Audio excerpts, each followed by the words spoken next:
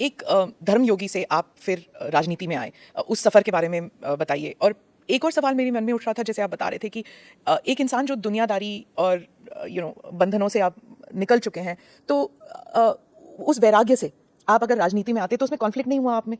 देखिए, यही अंतर है। धर्मयोगी नहीं, योगी योगी होता है। और मैं एक योगी हूं। धर्म का मतलब केवल पूजा पद्धति नहीं है। कर्म भी। धर्म एक समग्र जीवन की पद्धति है।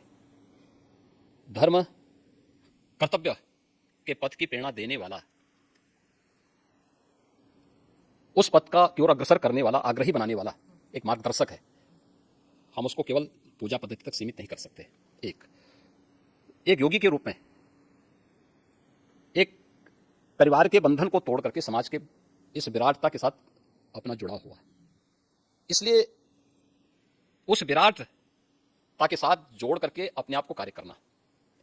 दूसरा, एक योगी का मतलब यह नहीं कि वह केवल अपने स्वयं की मोक्ष प्राप्त करने के लिए, आध्यात्मिक लाभ के लिए वह अपने आप को सीमित कर ले।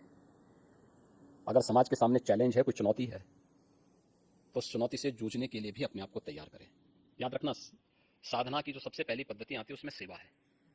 भक्ति के मार्ग का भी जो नवधा भक्ति की व्यवस्था की गई है भारत के संतों ऋषियों ने, उसमें पहला मार्ग सेवा है। कोई भी साधक सन्यासी या योगी बनता है तो उसके लिए सेवा के मार्ग का अनुसरण करके ही आगे की दीक्षा का मार्ग प्रशस्त हो पाता है।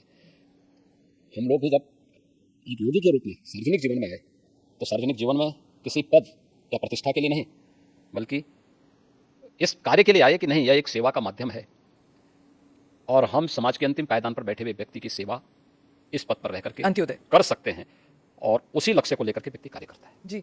मैं फिर से उसी बात पे आऊंगी। जब आप घर छोड़ के निकले थे, अभी हाल ही में हमने देखा, एक फोटो आपने ट्वीट किया था और वो वायरल भी हो गया था, जब आप अपने माता से मिलने गए थे। तो उस वक्त आपको कैसा लगा जब आप गए? तो देखिए, मैं कई वर्षों के बाद गया था। जी।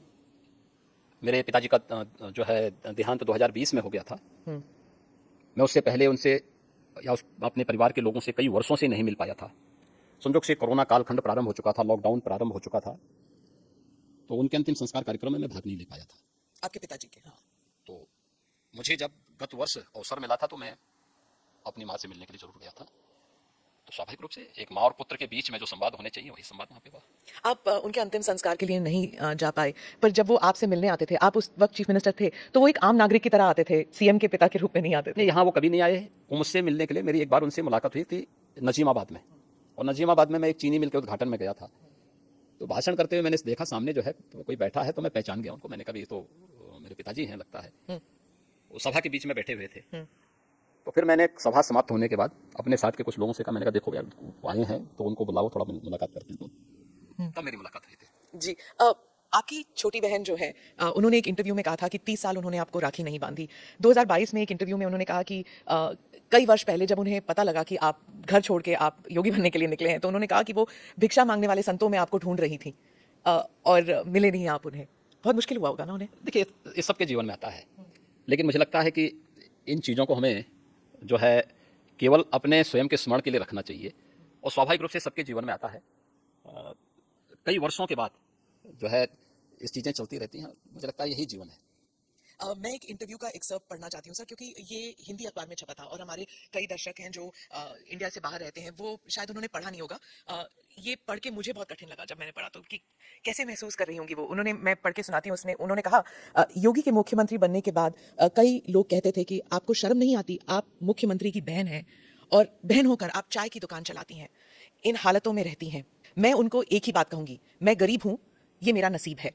शर्म तब आनी चाहिए जब आप कोई गंदा काम कर रहे हो, किसी के हक का छीन कर खा रहे हो। मैं तो मेहनत करके अपनी गुजर बसर करती हूँ। हाँ, ठीक बात है। मैं इसलिए पूछ रही हूँ सर, क्योंकि आमतौर पर लोग समझते हैं ना कि चीफ मिनिस्टर हो या फिर सांसद हो, विधायक हो, इनके इर्द गिर्द लोग जो हैं इतने धनी हो जाते हैं और फिर सार्वजनिक जीवन में इसलिए आते हैं कि जो धन कमा चुके हैं उसे प्रोटेक्शन के लिए। और एक ये इंटरव्यू है आपकी बहन का।